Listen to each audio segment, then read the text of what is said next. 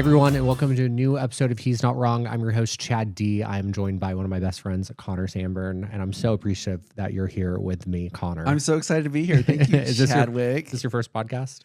This is my first podcast. I've been on the radio before, but I've never been on a podcast before. That don't count. And another time it did.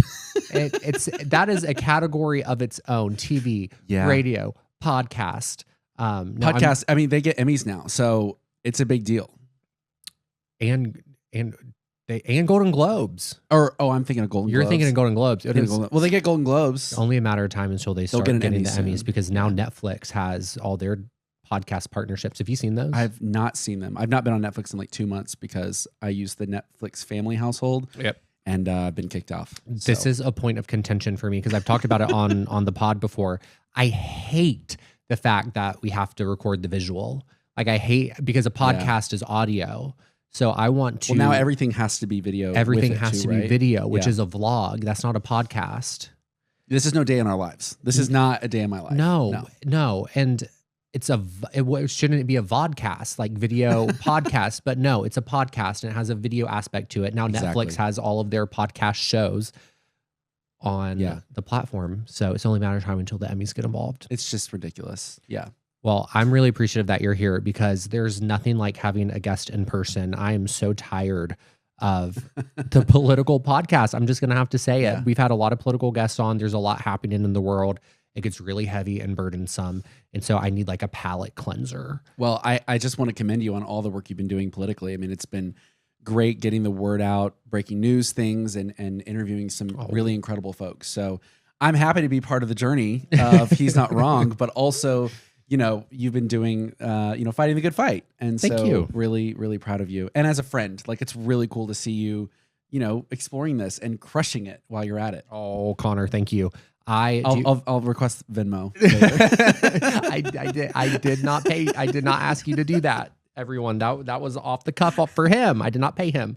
No, oh my God, today, everyone who's listened to the podcast has been following the Alabama Power stuff. Mm-hmm. And so we had a major victory a month ago. And I said literally 30 seconds ago, we were going to make this political, and here we are. But hey, I pay an Alabama Power bill, so I have a right to talk about this. You get it.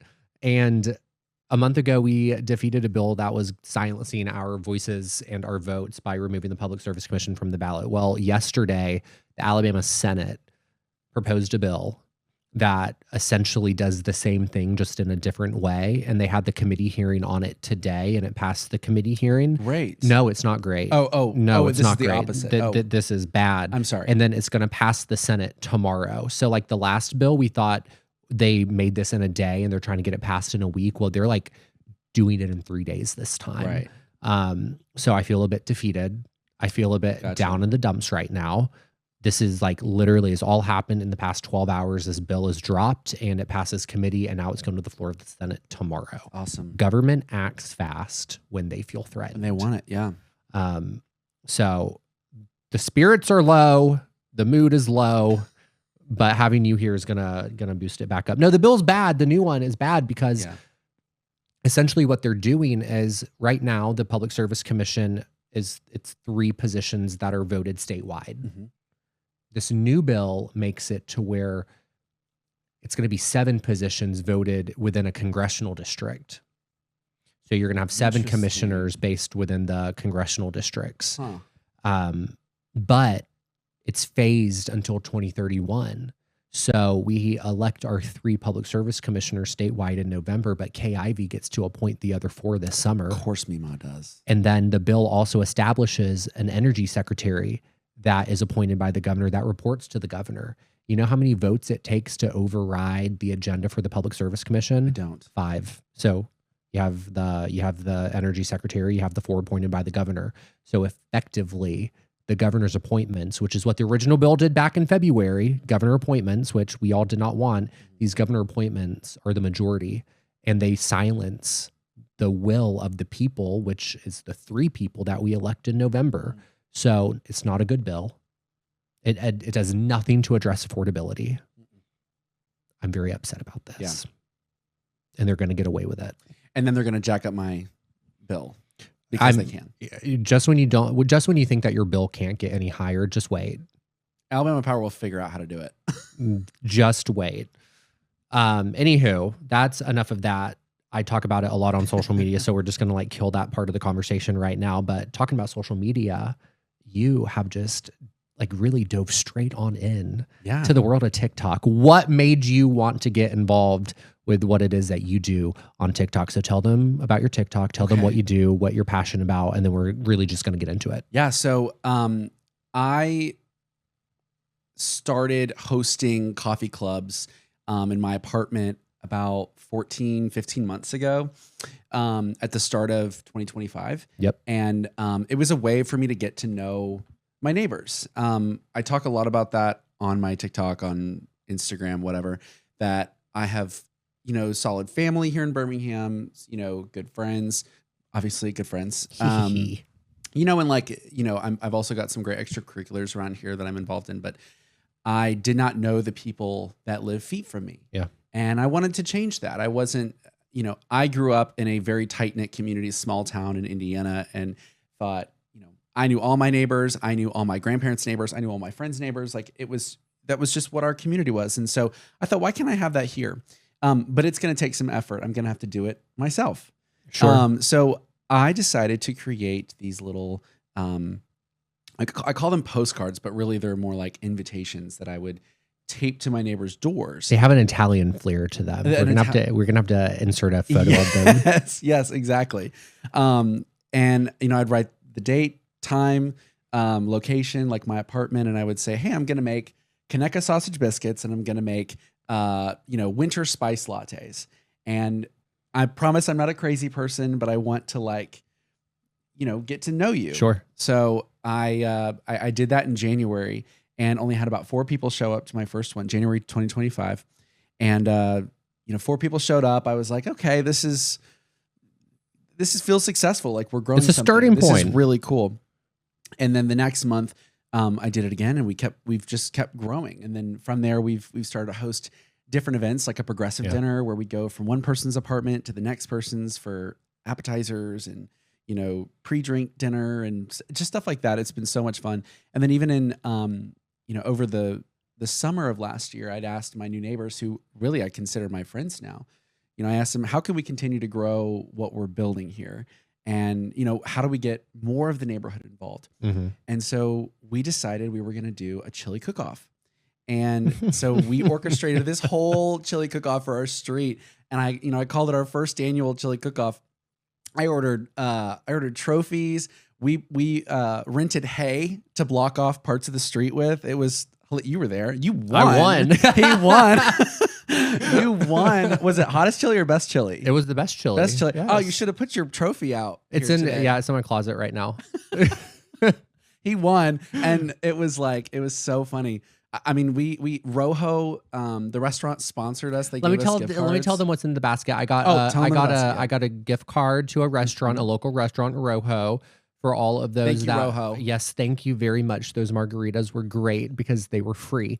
I got a bag of coffee from a local coffee shop known as O. Henry's. For those of you who are listening nationally, and Connor, we are international. So to our international friends, if you ever ni hao. Got a bag of coffee from O. Henry's. I got a bottle of wine. I don't know where that's from. The Pig. Nice. Not very international, unfortunately. It was a really good gift basket. Good. Thank you. And I also thrifted the basket. So do you want to tell them how many votes I won by?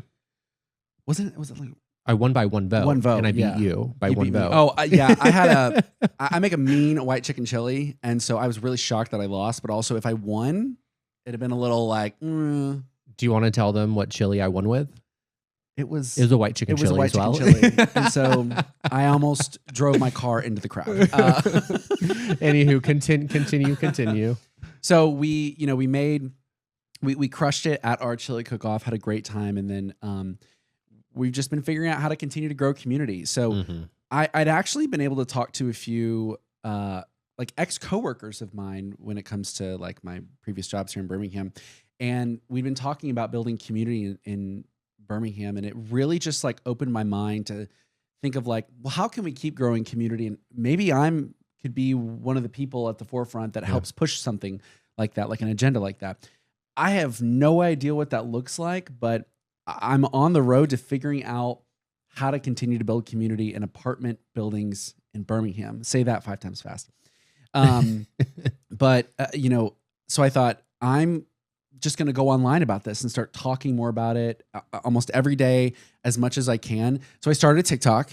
I haven't been on TikTok in years. And so I got back on and it's totally addictive. I get why. You started with zero. You started fresh. I started fresh.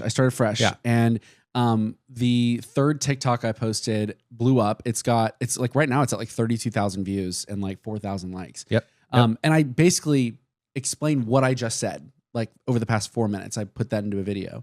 And it's really resonated with people. We have to talk about that video specifically. Mm-hmm. We have to talk about that video specifically, Connor, because in that video, you really called me out and you called out my living space and you called out where I live. He was really shitting on the 100 unit apartment buildings that post flyers in the elevator. They have these. Here's the thing, but you have elevators. When I walked in here today, like when I go into your apartment, it like smells good. My apartment needs a good power wash. Like we have a stray cat, you know, all this stuff. Like it's just wonderful. Let me explain. My anxiety is unmedicated, and that is a problem within and of itself. Okay. And so I have 2 cats. The audience knows the cats. They're occasionally co-hosts with me.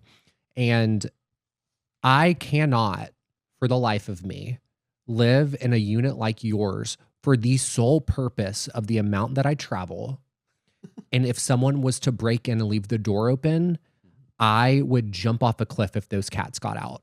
Sure. So I will always, as long as Jack and Gray are in my life, I will always live in an interior entry apartment for the sole fact that I am crazy. I have cameras in everywhere in my apartment, so I will know if I'm gone and they get out, they can't leave the interior hallway. And then at that point, Taylor or my property manager can be called and they can be brought back inside. That is why I live in this building. But you did call it out for the community events that they have. They don't talk about them. They don't call really out your building specifically. No, I called out every single building. But like you made that video the day after you were at my apartment. So I was just like, that's great. That's great.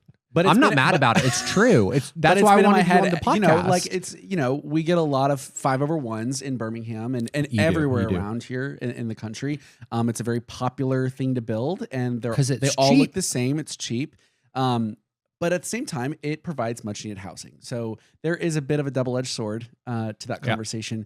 But the way that we build those buildings these days, it's like community is insulated, where we have everything for you, but it's up to you to figure it out. Yep. So what I mean by that is like, I mean, I'm at a double negative here with my apartment building where we don't have amenities like that, like a pool, a gym, a dog spa. We don't have any of that stuff. Mm-hmm. Nor do we have like a community already having been built. Here, for example, let's say like a typical 5/1, you know, you have that dog spa, you have that yoga room, you have the golf simulator. Sure. You know, and, you know, you might even have staff at that apartment building that wants to try to get you to know your neighbors. Mm-hmm. But it's not going to feel authentic because it's not coming from a resident. That's the real difference between... It feels like you pay an elevated rent. So they're just doing this because they have to. There's not care. There's no thought really put into what it is that they're doing. They're doing it because they have to. Yeah. And they have to report on it.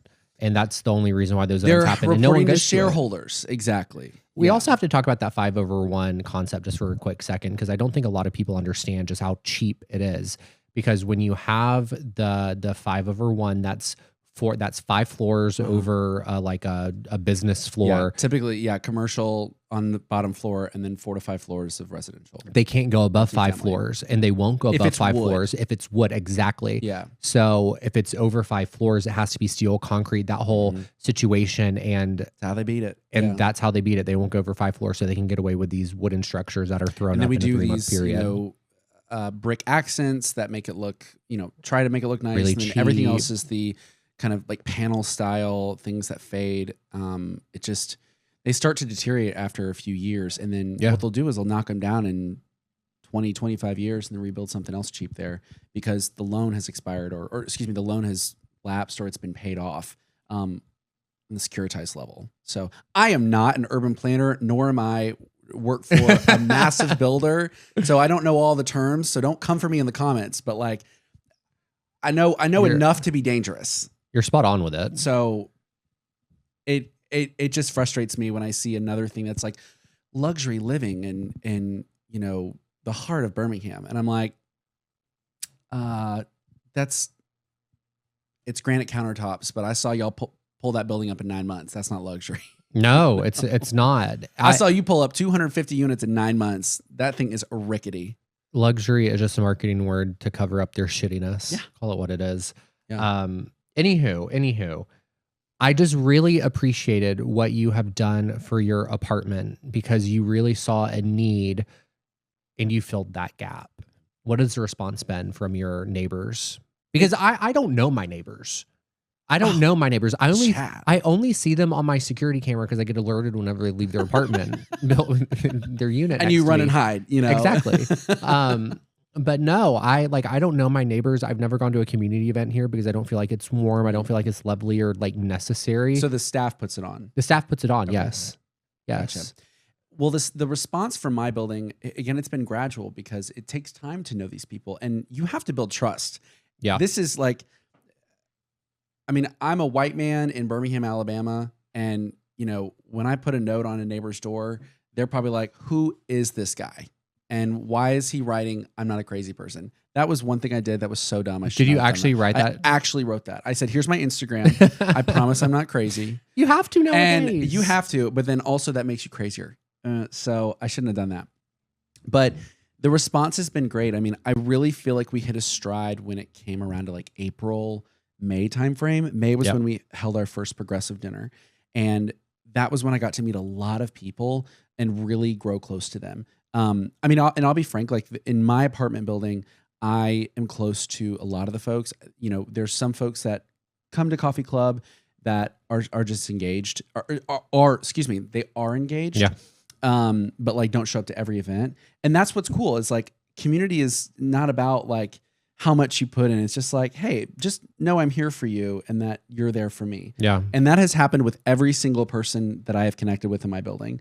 I have watched, I've helped someone to the ER before.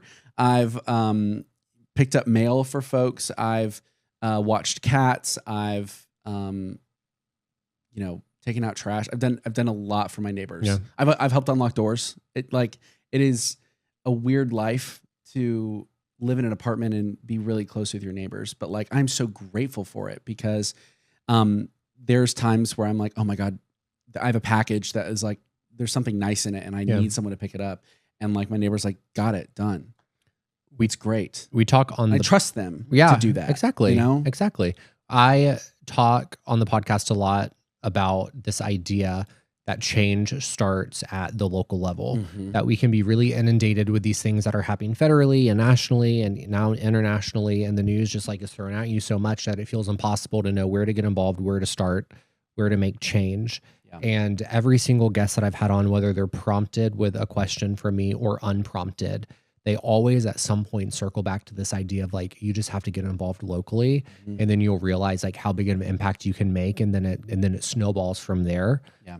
And I love how you have essentially just done that and said that, but in a really hyper local sense. I mean, feet hyper local. Yeah. Like, but it starts in your apartment building and then you have 50 people who can rely on each other for information and for good deeds. And then that group can go and share the information that they have, the tools that they've learned from you. You can go volunteer as a group. Like you can make a real impact in the community by doing what you're doing, and you are making an impact. And that is just so cool that once again, unprompted, you have just like shown the importance of getting involved locally. Well, I completely agree with the hyper local piece. I mean, I'm not like involved in like hyper local. I'm not like, you know, like in politics here in Birmingham. I follow politics in Birmingham, but like don't get involved. It's awful. But knowing like the politics is just as important. And like, I'm going to stretch here, Your Honor, when I make this claim, but like, you know, the national politics that we have federal level, state level compared to like hyper local, like in our district, in our city, can kind of compare to that community building, right? Where we have the residents starting something as kind of that hyper local, all the way up to like the shareholders of a massive holdings company that own several apartment buildings, where they're instructing them to host this event, to meet shareholder value, to hit KPIs, you know, retention, everything like that. Because it's all about just, you know, churn. You want to make sure every room is full. When you don't really care. I'm about to expose you. Everyone, he's full of shit. He's running for office, and this is how he's launching his campaign. Well, I'm really glad you brought me on the pod, because I have a special announcement. No, I'm kidding. I'm not running for local But office. everyone, I just have to take a minute and tell Connor, you have to lean in. Oh. So, because we have to clip this on social media. We talked you're about right. this. I'm sorry. And your body was going to get cut off. So there we go. That's much better. Thank you so much. So one thing that we need to discuss is this idea that you call yourself the male Martha Stewart, which I can agree with, because you very much view hosting as an act of love. And that is a very Martha Stewart thing. That love is in the intention, is in the intentionality of the placement settings, of the food, of the prep work that goes into hosting an event. So you call yourself Martha Stewart, the male Martha Stewart. Yeah. But I would say I'm more the wannabe male Martha Stewart. I only started calling myself that recently because it was just really funny. Sure. And then I thought, damn, this actually makes a lot of sense. I love to host. I wear a lot of pastels. Not today, obviously, but you know, I call a lot of people honey, and you know, just I don't have a cool demeanor that she does, but I want to achieve a level of having it all like she has. It's like inspiring. I mean, without the jail time, obviously, I don't want to commit insider trading, but like want to hit all of that. I want to be wealthy enough to where like it's a possibility. Like insider trading, like rumors. Yeah. Hey, that's a great. I like that. I don't want to commit insider trading, but I want to be wealthy enough to where that it would actually make sense and you'd believe it. If I was accused of insider trading right now, everyone would laugh, because you know that's just not a possibility. Yeah. But I aspire for that kind of wealth. Yeah, for sure. Yeah. But I would argue you're like a male Ina Garten. Thoughts? Am I growing the hair out for it? Well, Jeffrey, he's in the garden, you know. So exactly. He's never anyone. Yeah. We're going to talk about Jeffrey in a little bit. Okay, great. Yeah, no, I think for me, like I grew up probably more with Martha Stewart than with Ina Garten. My mom didn't buy, you know, Martha Stewart Living or anything like that, or like Arc Digest or anything.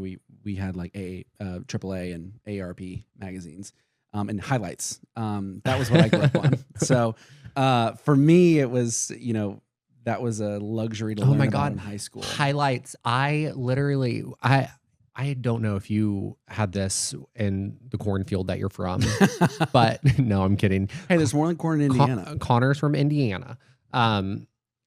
I distinctly remember it was maybe 25 years ago. Okay. And I really hate the fact, I despise the fact that I can tell stories and be like, I remember 25 years ago, and like have a vivid memory of it. But it was about 25 years ago. We had someone walking our neighborhood and they were selling magazines. And if you sign up and buy a magazine, you'll get like a free mug with your subscription, whatever. And my mom did it. She like bought the magazine for the free mug. 25 years later, we still do not have the magazine and we still do not have the mug. And I occasionally think about that. I think about like my mom, my sweet little mom, just like opening the door to this like person who was like hustling. Yeah. Right. Exactly. And that's why Martha got into jail. That's why she's in jail. That is why that she was in her jail. Insider trading. Or house arrest, I should say. Yeah. Her very nice. Anyways, you said highlights, and it just reminded me of. Brought you right back. Yes. Yeah. Cindy still does not have that magazine. Oh my gosh. We got to get her that magazine, whatever magazine it was. I have to ask her. I'm sure she remembers because she thinks about it too. She'll occasionally bring it up.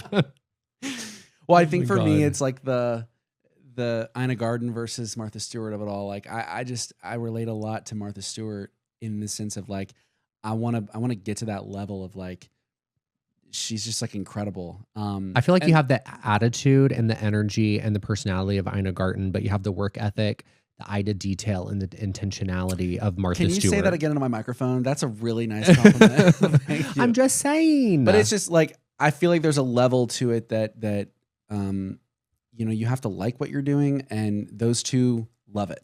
Yeah. And I really am inspired by those two women. And like when Ina Garden came to Birmingham in February, I was not able to get tickets because it sold out like that. But I was like, you know, outside the theater, like crying on my knees. But you know, sure, it's just they're just such cool people and inspiring business folks and just people in general. I love that your inspiration is like rooted in Martha Stewart and the things that you saw her do. Just and create like up. creating memories and creating like, you know, I don't know. I grew up in a really good family who, a tight knit, big family. Like I have like 23 cousins, and then my dad has like 7 siblings. Like I grew up in a really big family. Sure. And so Christmas and Thanksgiving and 4th of July and everyone's birthday was a big deal.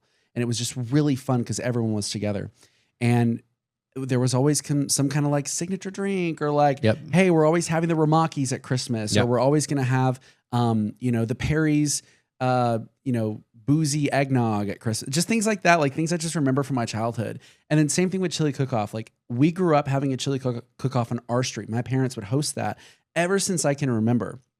And so it's just like, if anything, like I'm just recreating what I'm nostalgic for. Sure. Oh, sure. Like, especially with the chili cook-off, like I was beaming the whole day because I was like, look at what we've done. I'm so proud of my community, but I'm also just so excited to recreate this moment because it feels like what we did when I was a kid, you know? And I want to do that for other people so they can say like, oh man, when I lived on this street, we had this great community where we did this, and they want to recreate that for their kids or for their new neighbors. Like I'm not just, I mean, yeah, like if I can do some work with some apartment communities in Birmingham or wherever else, that's awesome. But like, if anything, I want to help other people build community for themselves and for their futures. Connor, I'm not going to tell you again. Look at the monitor. Lean in, Connor.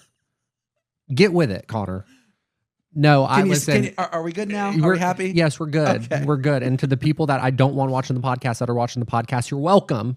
No, Connor is as pure as he's coming across in this episode so far. And it just makes me smile because I also grew up in a really, really large family. But like it was, I don't want to say we were all really close. My cousins are my siblings. I love them with all my heart. Aunts, uncles would parent us because like we were that close with them, and it was always like it was just same. Yeah, it was great. But there was also a level of competitiveness because if you wanted to make it in my family, you could not be afraid to like speak or insert yourself or like. It's so true. Same here. And so we always knew when cousins would.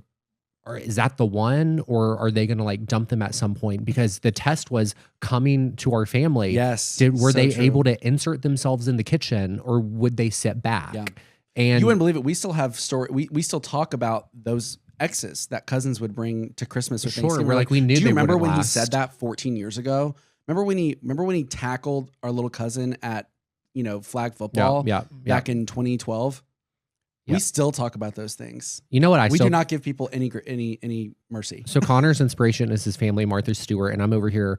I had to take a semester off my freshman year of college, and my brother looked at me and goes, you're not going to graduate in 4 years. I said, watch.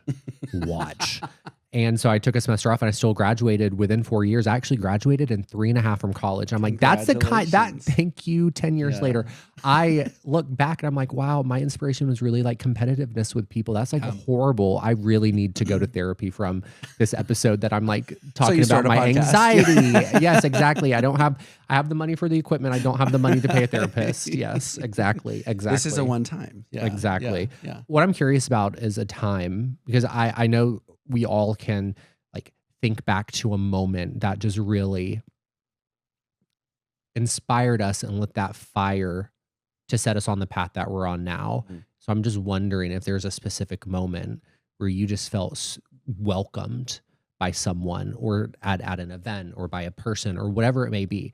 Because whenever I come to your apartment, whenever you plan an event, he does these elaborate invitations and group text messages and individual text messages and follow-ups and calendar invites, all for a dinner party that 10 people show up to. Like the intentionality is there, and from the second you walk into your apartment, you feel welcomed. And so I'm just wondering what inspiring moment for you was that when someone just made you feel that welcome?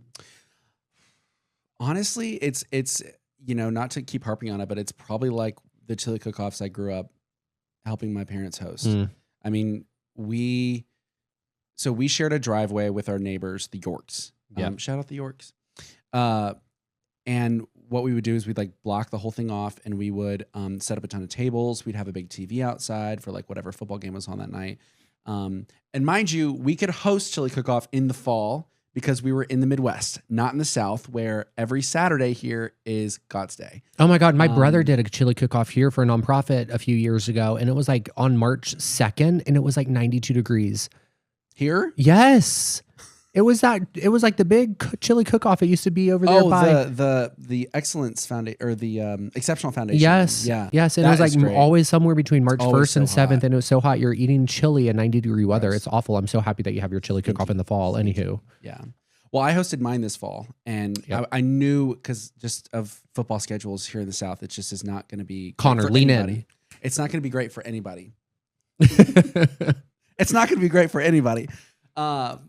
But when I grew up, there was probably like Ohio State or IU on or whatever that night. But there would be like 100 people that would come to this, like maybe like 100, 150, I think. I was a kid, so like people were bigger. They felt like there was a lot of people.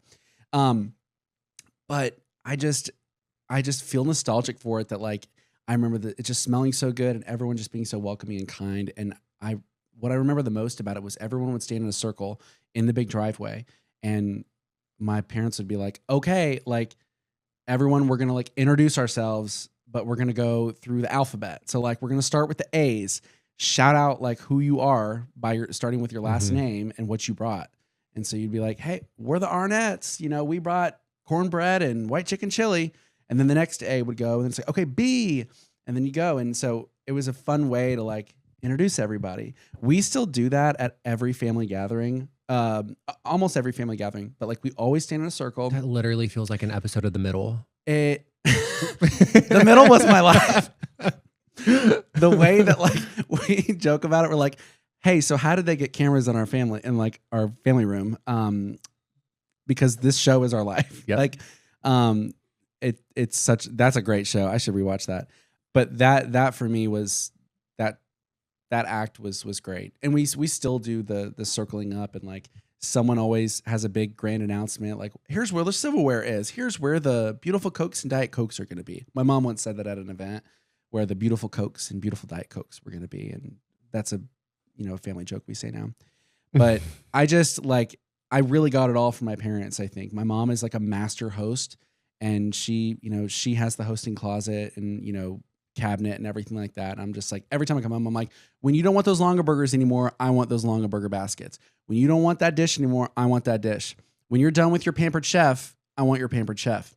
For everyone who knows 90s stuff, Longaburger and Pampered Chef will stand the test of time. I have not heard of Longaburger. Longaburger. Longaburger? Like long a burger. Longaburger. What's that? So it's a really beautifully woven basket from the 90s. You should look up I'm looking it up now. I think they were like in Canton, Ohio. Their headquarters was a big Longaburger basket. They built their building in the style of a basket. They are okay. Fabulous. Got it. They're so old school, but like I think they look really cute, and I just got a ton of them recently, so I'm very excited about that. But yeah, that's really, that time for me is so nostalgic, and really like it. When I think back on what really started it for me, was probably that. Yeah. It makes me want to continue doing this, because wherever I've gone, I've always tried to be as welcoming for folks as much as possible. Whether it was hosting a quick little gathering in my apartment, or when I was in the Sigma Chi in college and we had a date party or something, I'm just like trying to make sure everyone's having a good time. And I just don't like, there's that one person in the back corner who feels unwelcomed, and you're like, we got to fix this. Sure. Fix this. So sure. Yeah. I'm just thinking of you being like the house mom for your fraternity. Literally. I'm like the Anna Faris of Sigma Chi. That is so funny. That's amazing, though. One thing that I also wanted to touch base on you with is the importance of what you do but showing up consistently. What does that mean to you? Well, I mean, I can provide you an example here of with Coffee Club. When I started in January, I was like, I don't know if anyone's going to show up to this, but like I have to be okay with that because if you really want it, you have to keep building it and keep working towards it. So like I said, there were people that I learned that didn't come the first time or the second time even, but like some came the third or fourth time because they were like, I just couldn't make it to the first two, but they wanted to come. Yeah. And so I'm like, that's really cool. Like what I'm doing is actually making a difference and you know, making a positive, something positive. I also think that like continuing to show up for folks builds trust, and it also makes them want to give back to you or back to your community that you're in as well. So like, for example, you know, I've done all the coffee clubs. We've done the progressive dinners. We did the chili cook-off. And then in addition to those, I usually host like a Christmas party and a little like April, you know, drinking in the park. Sorry if that's illegal. Prosecco in the park. Prosecco in the park. I'm still scarred from 2 years ago. There's always this year. It was unplanned. There's always next month. It was so unplanned, that first one. Oh, that's what made it so fun. I got a concussion. I got a concussion at the first Prosecco in the park. You know, it banged then. We just have to like talk about Prosecco in the park for a second and how it came to be. And Connor's just like really spearheaded this. And I think he had his head in the clouds a little bit that day because I don't think I had been drinking. Yes. And I don't think he realized how drunk other people were. And so we were just like, let's have a park day. Yeah.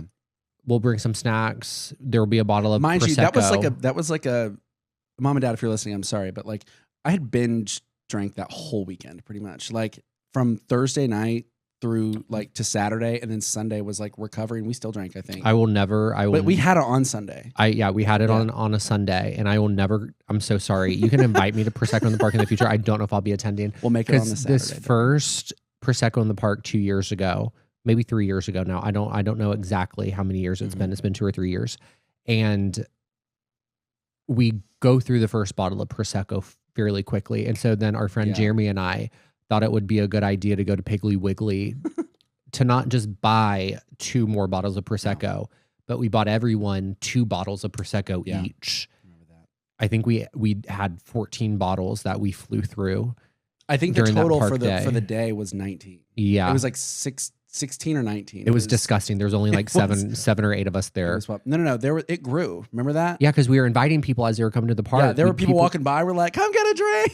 Yes, that is so insane. We had like new people that were like, sure, okay, random person, I'll take a mimosa from you. And I'm like, how are you? Honestly, one of the greatest days of my life, but it took a turn when Kendall, Jeremy's boyfriend, decided to try to jump over me unprompted, unwarned. And I'm sitting there crisscross applesauce on the park ground. And next thing I know, I have a knee directly between my eyeballs. And I went to the doctor. I had a concussion. I was out of work that Monday and Tuesday, partly because I was still hungover, but I had a concussion. So anywho, I'm a little scarred. Prosecco in the parks are really fun. Prosecco in the parks really are a staple community event every year. You need to make sure your insurance is up to date before you go to Prosecco in the park. Exactly what I am saying.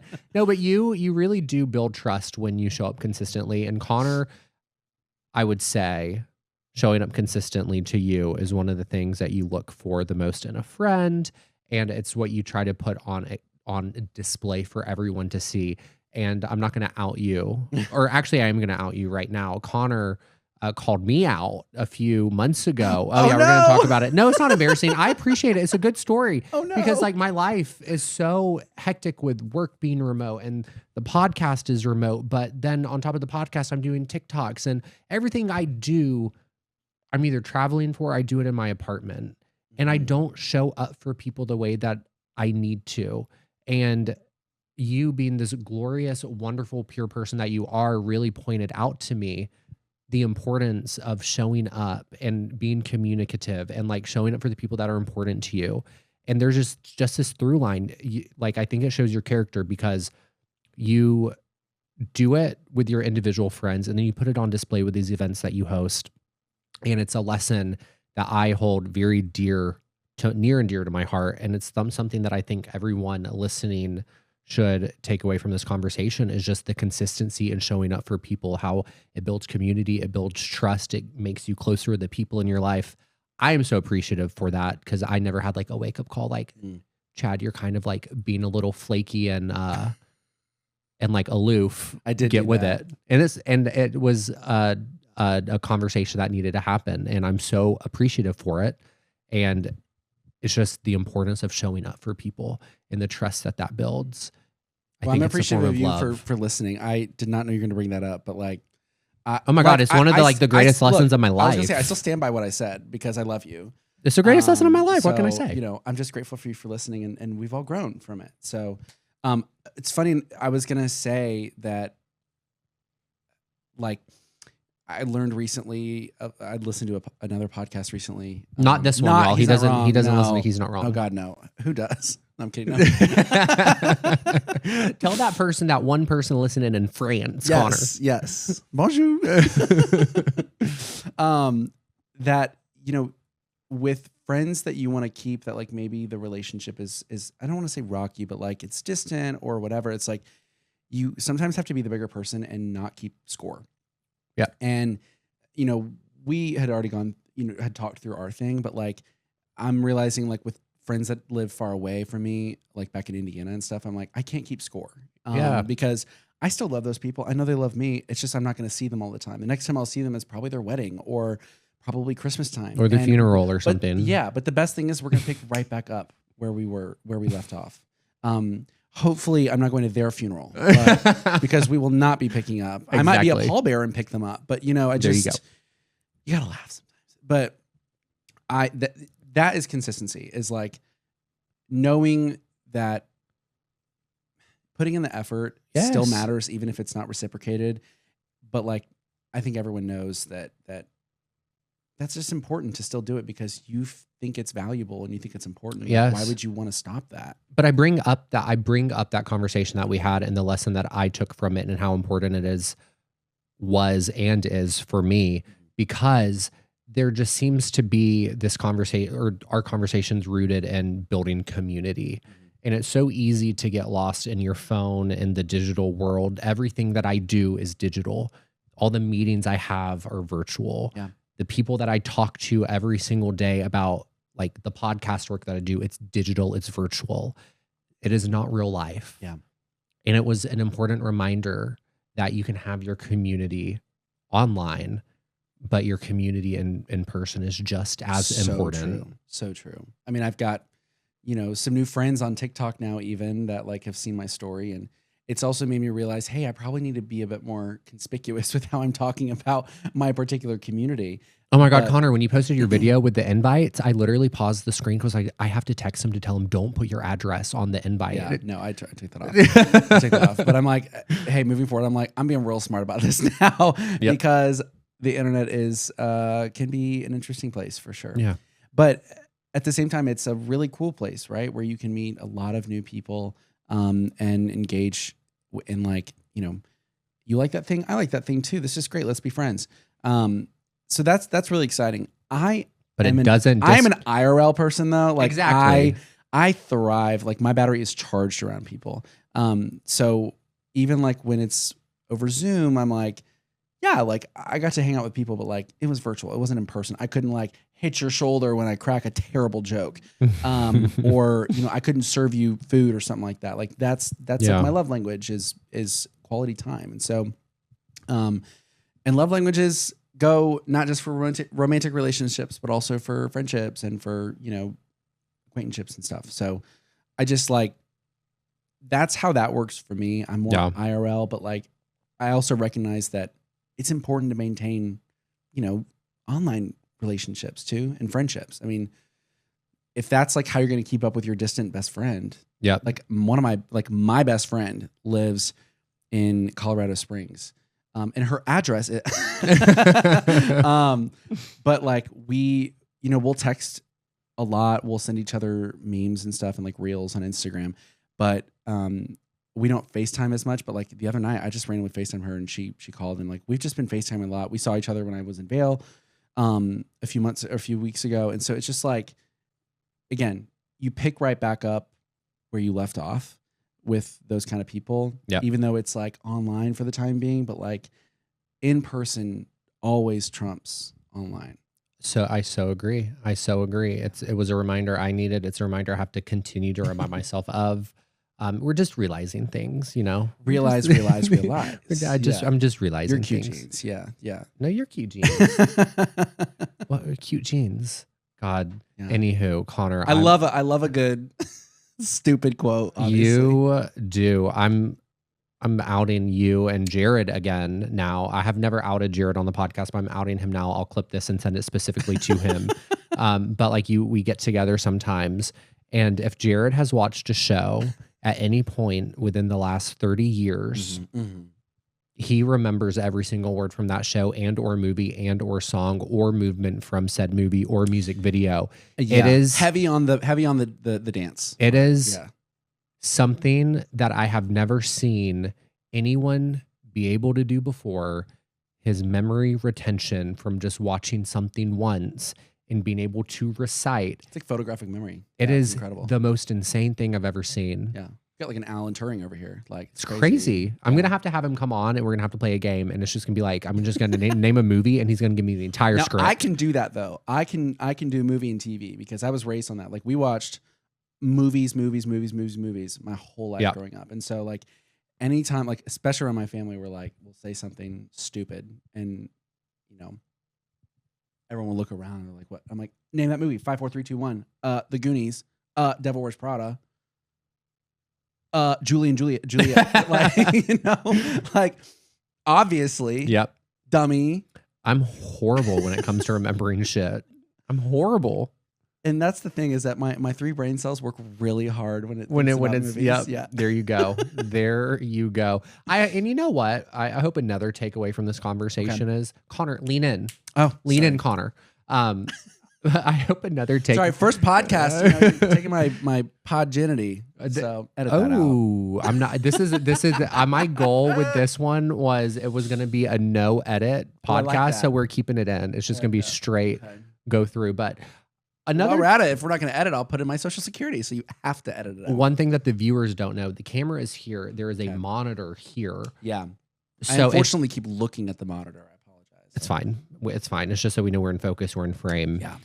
Another takeaway from this podcast episode is that I'm going to clip this part as well. There's just going to be a lot of friend clips. So I'm going to send Jeremy a clip to remind him of Prosecco in the park. I'm going to send Kendall a clip to let him know that I have not forgotten about the concussion. I'm going to send a clip to Jared to let him know I'm still aware that you're capable of doing this. What are you going to send to Dillard? He doesn't get one. Okay. He doesn't get one. No, he doesn't get one. Not even Catholic. But I am.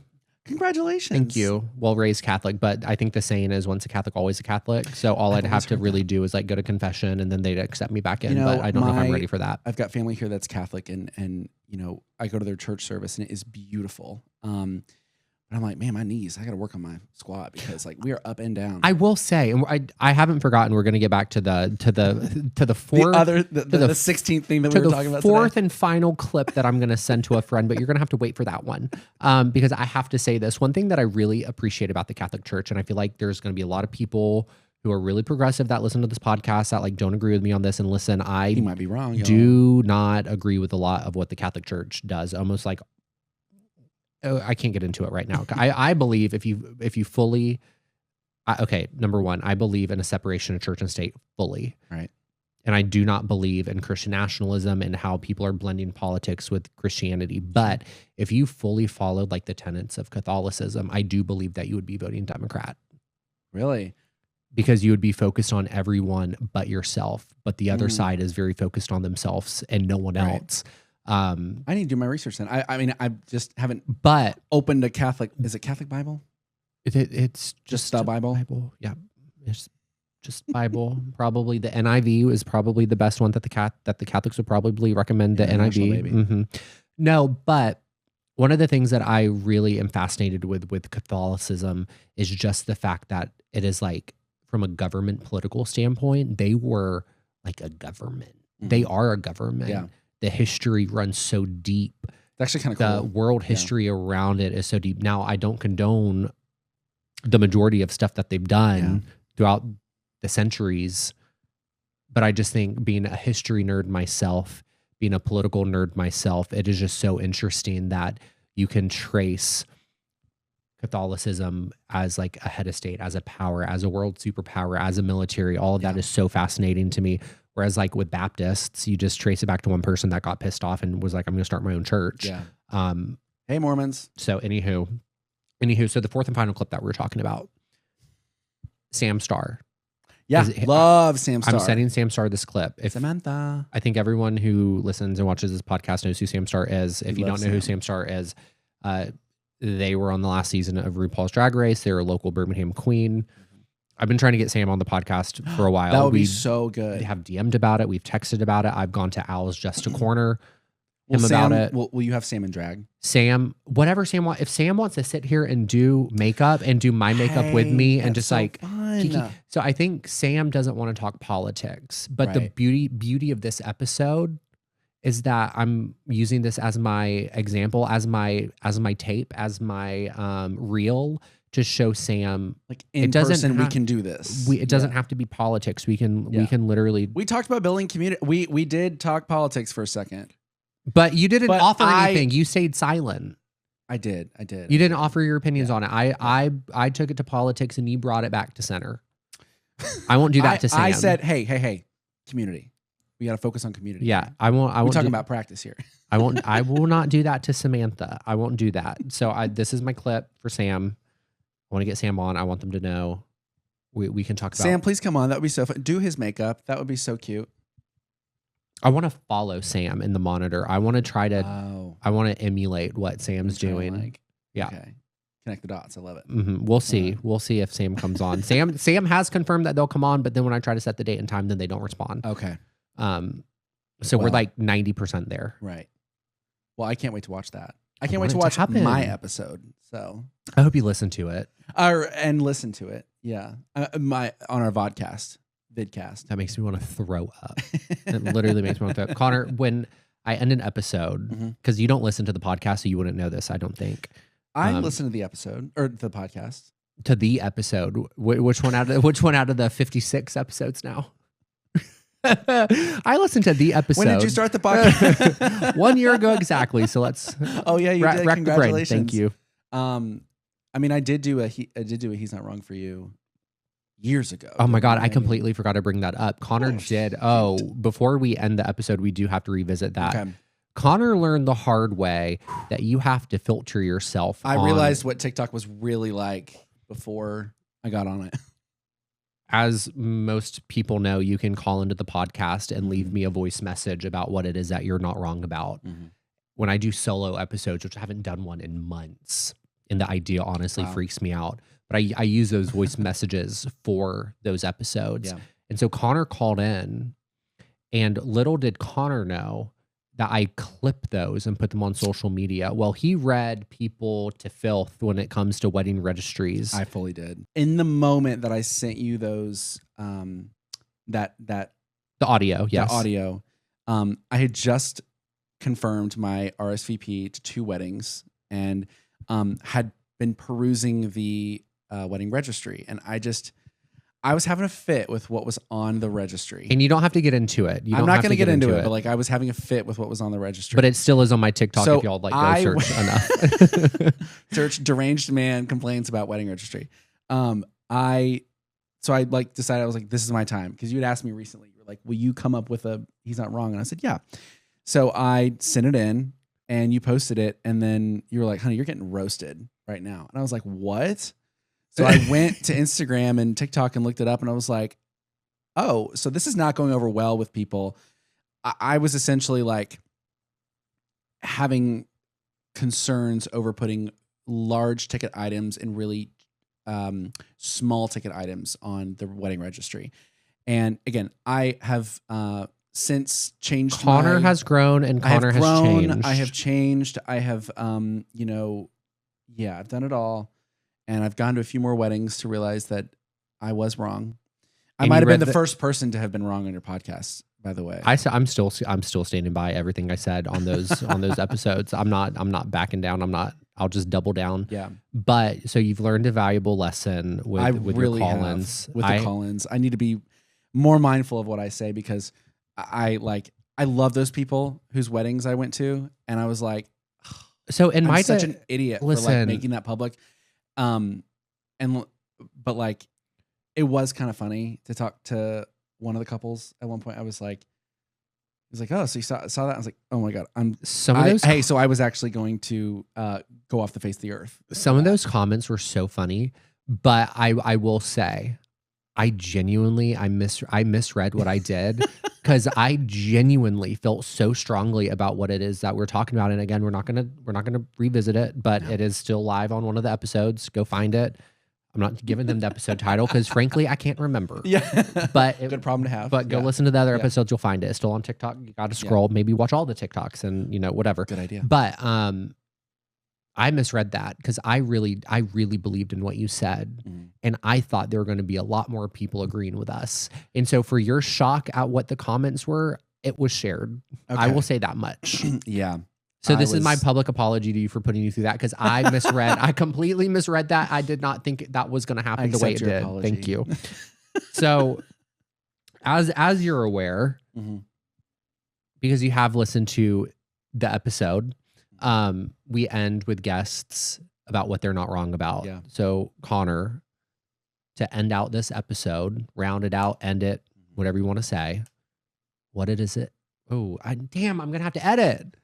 I'm holding true to my word. I'm not gonna edit. Okay. I'm just gonna fix my horrible speech impediment. From the rip. Connor, what is it that you are not wrong about? That is a great question. I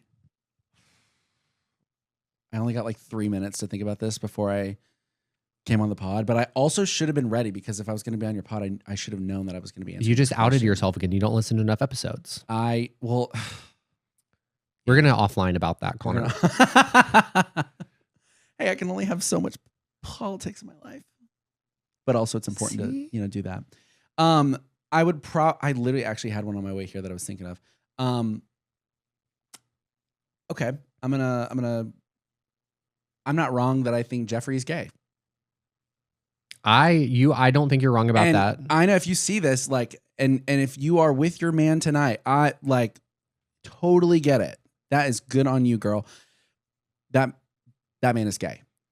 Is that called a lavender relationship? A lavender marriage. Yeah. A lavender marriage. Yeah. I believe he is gay, and I believe, or he could. If he's not gay, he's a metrosexual.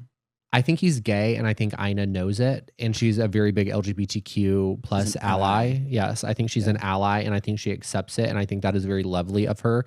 And I know it's not okay to like assume people's sexuality or like whatever, but it is so obvious. People have known it for years. I'm not bothered by keeping this on the podcast. But what I am for is outing the people who are dangerous to our community. Yeah. And really, they don't get to ruin the LGBTQ plus community lives while actively benefiting from hiding in the closet. So this is dedicated to Lindsey Graham. His gay ass needs to go ahead and come on out.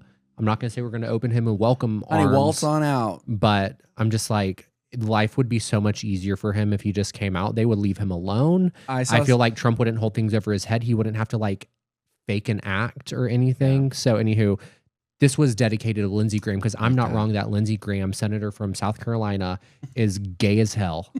I saw a video the other day that compared him to Leslie Jordan. Rest in peace, Leslie Jordan. Of saying like, Daddy, look at my twirl, look at my twirl. They're like, this is Leslie Jordan when the doors are closed. Or this is Lindsey Graham when the doors are closed. I'm like, oh my God. I can see it. I can see it too. I can absolutely see it. Well, Connor, this has been a treat. Thank you so much for coming on today. I really appreciate your time. When you come on a second time, because you don't listen to the episode, so you wouldn't know this. I do. But when you come on a second time, you're a correspondent to the podcast. I'm in the process of making a webpage with my correspondents' faces. We have some fun people. Wait, I'm a correspondent? When you come on a second time. So you have to start listening to the episodes and like engage, and we'll have you on a second time. Okay. And then you'll be a He's Not Wrong correspondent. Okay. Awesome. I'm so excited. Do you want to tell them where they can find me? You can tell them. You can tell them, Connor. Connor, where can they find you? You can find me on Instagram and TikTok at Connor Sanburn, ConnorSanburn. It's like sunburn, but with an A. His links will also be in the description of the podcast episode. So I just love that part at the end of every podcast. They're like, where can they find you? And they're like, you can find me at Big Mac Daddy on TikTok and Substack. I'm like, that's a crazy name. We're not on the same side of Spotify, are we? I don't use Spotify. What do you use? Apple Music. Hey, it's been so good to see you. Thank you so much. And on that note, I will see you guys on the next one. Okay. Love you, Chad. Thank you. Love you too, Connor.